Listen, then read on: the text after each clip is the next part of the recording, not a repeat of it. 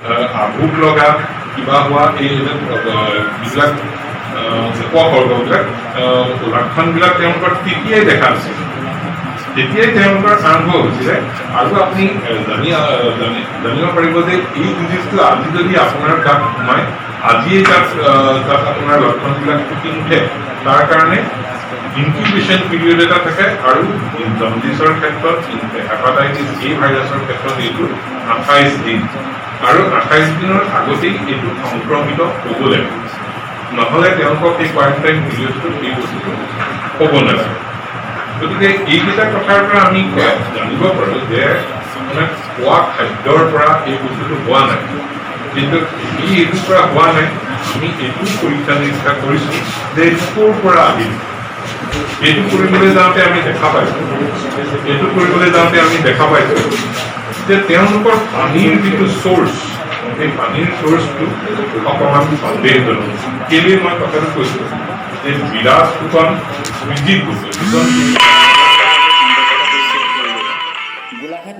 তেওঁলোকৰ হোৱা নাই, কিন্তু এই দুজন মানুহৰ জন্ডিছ। গতিকে আমাৰ সন্দেহ ঘনীভূত হয় যে সেই যিটো পানীৰ নাৰ্ছিঙৰ যিটো পানীৰ চ'ৰ্চ, সেইটো আমাৰ সন্দেহ।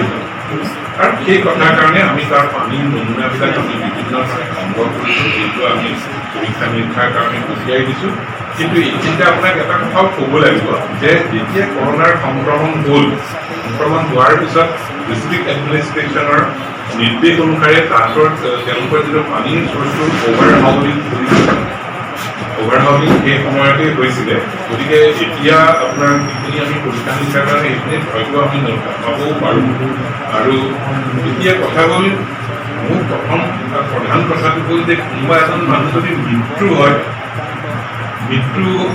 হ'লে ডেফিনেটলি দুখজনক কথা, কিন্তু মোৰ দুখ লাগে যেতিয়া এজন মানুহ মৰিব নলগীয়া মানুহ এজন যদি মৃত্যু হয়, কেঞ্চাৰ পেচেণ্ট টাৰ্মিনেলি এনেকুৱা মানুহ এজন মৰিছে, মোৰ ক'বলগীয়া তাত একো নাই। কিন্তু মোৰ ব্যথিত হম কি কথাটোকে, যেতিয়া নমৰিবলগীয়া মানুহ এজন যেনেকৈ ৰূপান্তৰ কৰাৰ মৃত্যু, এই কথাটো আমাক যদি আমাৰ কিছুমান নিয়ম আছে যে যিকোনো ধৰণৰ নটিফাইবল ডিজিজ আছে, কিছুমান ডিজিজ আমি হ'লে নটিফাই কৰিব লাগে, যেনে ধৰক টিবি, যেনে ধৰক কৰোণা, তেনেকৈ ধৰক আৰু বিভিন্ন বেমাৰ আছে। জণ্ডিছো এটা বেমাৰ, যিটো হ'লে আমাক নটিফাই কৰিব লাগে। কিন্তু আচৰিত ধৰণে 22 মে' তাৰিখৰ পৰা কালিৰ ডেটলৈকে আমাক এই বিষয়ে কোনো শুনাক কৰিও জনোৱা নাই। আৰু যেতিয়া আপোনালোকৰ সাংবাদিক এজনে মোক সুধিলে যে কথাটো ক'লে যে এনেকুৱা এটা নিউজ ওলাইছে, তেতিয়াহে আমিহে প্ৰুভ কৰিছোঁ, আমাক খবৰ দিয়া নাই। আমি নিজৰভাৱে তদন্ত আৰম্ভ কৰি পেলাই আমাৰ ইয়াৰ পৰা চিকিৎসকৰ দল বাদ গৈছে। এতিয়া সেই কথাটো যদি আমি 22 তাৰিখে জনাব পাৰিলোহেঁতেন, আমি মেজাৰ্ছটো লৈ পেলাই যিখন চিকিৎসালয় তাত আপোনাৰ এতিয়া বিশেষ ব্যৱস্থা লৈছে নেকি, বা এতিয়া সদ্য হ'লে তাৰে এনেকৈ ধৰি লওক চিকিৎসা প্ৰদান কৰিছে কিছু মানে ধৰি লওক আপোনালোকৰ মানে আপোনালোকৰ ফালৰ পৰা কিবা লক্ষ্য ৰখাই উপাৰ্জন ক'ত আছে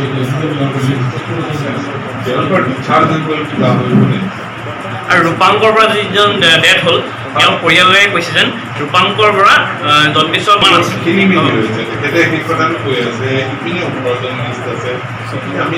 লুকুৱাইছে কেলে লুকুৱাইছে?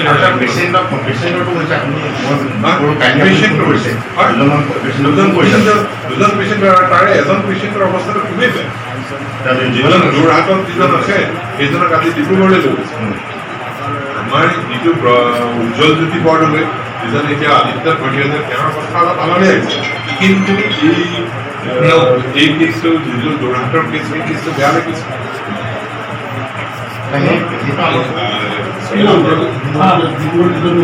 ডিব্ৰুগড়লৈ যিজন এজন উজ্জ্বল জ্যোতি বৰদলৈ তাত ভৰ্তি হৈ আছে, আৰু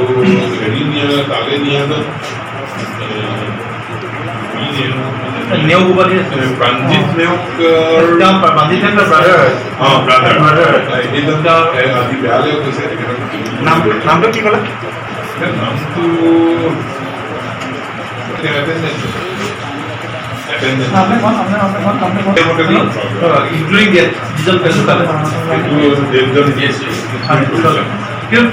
পৰাই গম পাইছোঁ। আপোনালোকে কৈছে আপোনালোকৰ পিনৰ পৰা কিবা একচুৱেল তাৰ যিটো ৰিপৰ্ট কেইজন আছিলে কেইজন ইনফেক্ট হৈছিলে কিবা এনকুৱাৰী চলিছে নেকি আমাৰ অনুসন্ধান শেষ হোৱা নাই মই প্ৰাথমিক অনুসন্ধানত যিটো কৈছোঁ সেইটোৱে কৈছোঁ আমাৰ অনুসন্ধান এতিয়া শেষ হোৱা নাই আমি সেই গোটেই নাম উলিয়াব আমি কৰিম আমাৰ অনুসন্ধান শেষ হোৱা নাই কালি আমাৰ প্ৰিলিমিনাৰী ইনভেষ্টিগেশ্যন কৰি পেলাই এইখিনি কাম কৰা হৈছে আৰু আমি গোটেই মানুহখিনি আনিব লাগিব আপোনাৰ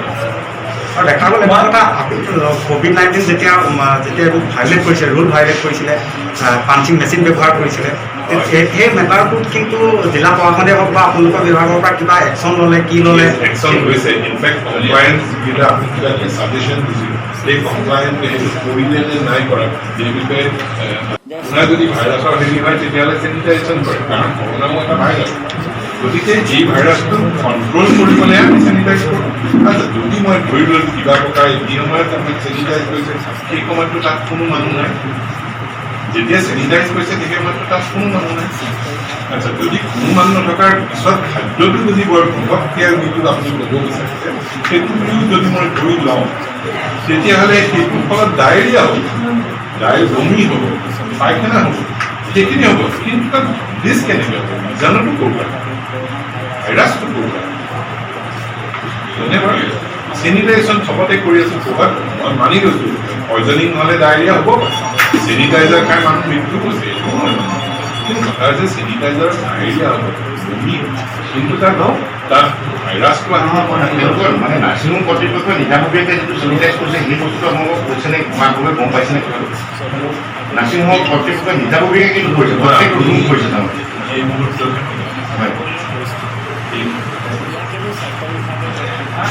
আপোনালোকে পানীৰ বাহিৰে আমি একো চেম্পল লোৱা নাই বিকজ এইটো ৱাটাৰ বৰ্ণ পানীৰ পৰা হোৱা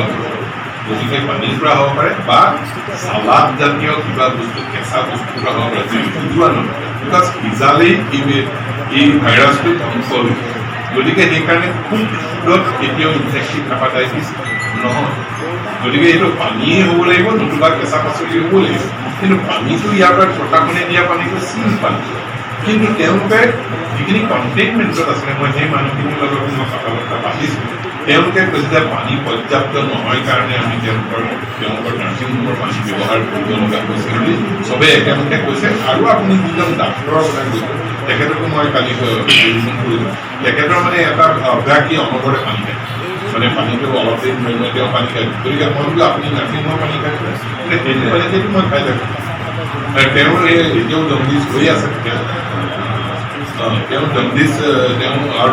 কোৱাৰেণ্টাইনত ইণ্টাৰেষ্টিংলি তেওঁ কোৱাৰেণ্টাইনত তেওঁ তাত নাছিল কিন্তু তেওঁৰ জণ্ডিছ হৈ গ'ল এতিয়া তেওঁ ৰিকাভাৰ আধা আহি গৈছে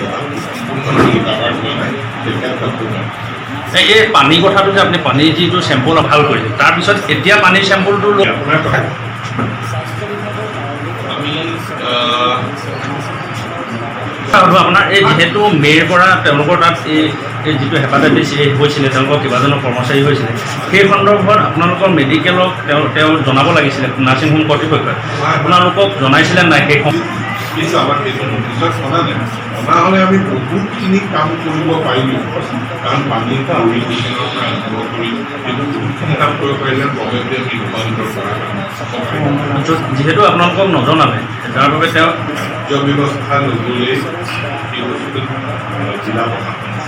আমি তেওঁলোকক এডভাইচ কৰিম যে এইকেইটা আমি ফল পাইছোঁ আমি তেওঁলোকক ছাবমিট কৰিম জিলা প্ৰশাসনে কেনেকুৱা ফল পাইছে একজেক্ট দুটা ক'বনে একজেক্ট ফল বুলিতে কৈছে আপোনালোকৰ কি ফল পাইছে একজেক্ট দুটা ক'ব পাৰিব কি প্ৰাৰম্ভিক অৱস্থাত আপোনালোকে যিটো পাইছে মই ভাবোঁ পানীৰ পৰাই কিন্তু তেওঁলোকে যে খাদ্যৰ পৰা আৰম্ভ কৈছে সেইটো মই তাকেই কৈছোঁ যে কাৰণ এই একেটা খাদ্য 2500 মানুহে খাইছে সেই সময়ত সেই সময়ত মই কোৱাৰেণ্টাইন লিষ্ট 2500 মানুহে খাইছে তাত কেনেকৈ এক জেগাৰ পৰা ছিংগল জেগাৰ পৰা আমাৰ কিমান 16টা নে কিমান কোৱাৰেণ্টাইন চেণ্টাৰ কিমান আছে প্ৰত্যেকতে সেই খানাটো পোৱা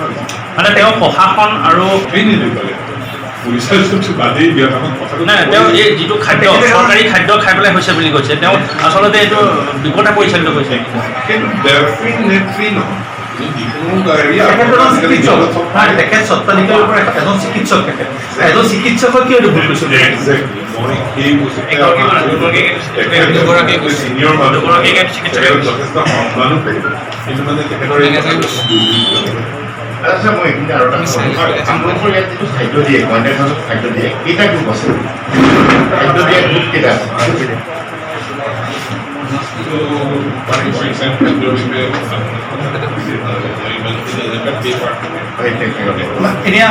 এনে যিহেতু এটা সংক্ৰমণৰ ঘটনা হৈছে বুলিয়ে কৈছে আপুনি, আপোনালোকে ইতিমধ্যে একজেক্ট ফিগাৰটো 18জন বুলি কৈছে। আমাক দিয়া ফিগাৰটো 18জন, কিন্তু প্ৰেছত তেওঁলোকে কৈছে যে 38 প্ৰথমতেই আপোনাৰ 22 মে তাৰিখে প্ৰথম তেওঁলোকৰ কেছ এটা তেওঁলোকৰ ভৰ্তি কৰি ট্ৰিটমেণ্ট কৰিছে। 22 তাৰিখে তেওঁলোকক ভৰ্তি কৰা হৈছে এজন পেচেণ্ট, আৰু সেই পেচেণ্টজনক 2 তাৰিখে ৰিলিজ দিয়া হৈছে জুনত। আৰু সেই মানুহজন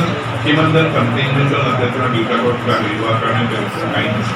তাৰপিছতো আৰু এজন পেচেণ্টৰ 18 জুনত ভৰ্তি হৈছে। আচ্ছা মই এটা কথা সুধো তাৰমানে যিহেতু নাৰ্ছিং হোম কৰ্তৃপক্ষৰ আপোনালোকক জনোৱা নাছিলে, মানে নাৰ্ছিং হোমৰ ভুলৰ কাৰণে আচলতে এজন মানুহৰ মানে মৃত্যু হৈছে বুলি ক'ব বিচাৰি দিয়ক পোনপটীয়াকৈ নহ'লেও আওপকীয়াকৈ নহয় দিওঁ, কাৰণ আপুনি চাওক সেইদিনাখন জনোৱাহেঁতেন আমি ব্যৱস্থা ল'লেও থাকিব। ইনফেক্টিভ হেপাটাইটিছ বা ডিজিজ ৰোগ এনে ৰোগ নহয় যে আমি ব্যৱস্থা আমি পাছতো যদি ব্যৱস্থা কৰিলেন এই কণ্টেইনমেণ্টৰ সময়ত থকা মানুহখিনিক আমি বচাব পাৰিলে 38জনৰ বাকী বচাব পাৰিম। এনেই আৰু এটা কথা মই মাজতে কওঁ, জিলা প্ৰশাসনে যিখিনি চেনিটাইজ কৰিছে বাহিৰত কিন্তু মানে হস্পিটেল কৰ্তৃপক্ষই মই বুজিছোঁ এই কথাখিনি, মানে হস্পিটেল কৰ্তৃপক্ষই ভিতৰত গোটেই ৰুম কৰিছে আৰু গোটেই টেংকি। এতিয়া কথাটো হ'ল কি তেওঁ মানে কৈছে চেনিটাইজৰ ফলত হৈছে বুলি ডক্টৰে কৈছে, কিন্তু কথাটো হ'ল কি সেইটো জিলা প্ৰশাসনেতো মই নিশ্চয়ৰ লগত কথা পাতিছোঁ যে জিলা প্ৰশাসনে বাহিৰতে কৰিছে, ৰুমেটো কৰা নাই, আৰু ঘৰত নোসোমাই জিলা প্ৰশাসনে। উত্তৰটো মই এনেধৰণে দিব বিচাৰোঁ, চেনিটাইজটো কিয় এটা ভাইৰাছৰ পৰা আছে, আৰু এতিয়া যদি ইনফেক্টিভ হেপাটাইটিছটো হৈছে সেইটো এটা ভাইৰাছৰ কাৰণে হৈছে। ভাইৰাছ মাৰিবৰ কাৰণেই চেনিটাইজেশ্যনটো কৰে। মোৰ ব্যথাটো হৈছে সেইখিনিতে মোৰ ব্যথা, যিজনে এতিয়া মেডিকেল কলেজত গৈ পেলাই পঢ়ি আছেগৈ, যিজনৰ নামটো হ'ল উজ্জ্বল জ্যোতি বৰদলৈ, তেওঁক আমি এইটো অৱস্থাত তেওঁ খৰচ পাতি কৰাৰ পৰা আমি যথেষ্ট কষ্ট কৰোঁ। তেনেকৈ 38জন মানুহৰ খা খৰচ আমি বচাব পাৰিলোঁ। তেওঁলোকৰ যিখিনি তেওঁলোকৰ যিখিনি চাফাৰিং হৈছে সেই চাফাৰিংখিনি আমি প্ৰিভেণ্ট কৰিব পাৰিলোঁ। এতিয়া ইণ্টাৰেষ্টিং আৰু এটা কথা আপোনালোকক জনাইছোঁ, প্ৰথম কথা আমাক নটিফাইটো নকৰিলোঁ। দ্বিতীয় কথাটো হৈছে কি তেওঁলোকে আপোনালোকে কৈ আছে 29জন, কোনে কৈছে 38জন ৰোগী আছে, কিন্তু আমাক হস্পিটেল কৰ্তৃপক্ষই কালি লৈছে আজি লৈছে আমাক মাত্ৰ 18জন মানুহৰে লিষ্ট দিছে। গতিকে এই কথাটো আমি তেওঁলোকৰ পৰা বিচাৰি আছোঁ, উত্তৰ পাম। এতিয়াও আমাৰ ইনভেষ্টিগেশ্যন চলি আছে, আমি খালি প্ৰাথমিক তদন্তত যিখিনি বস্তু পাইছোঁ সেইখিনিয়ে আপোনালোকক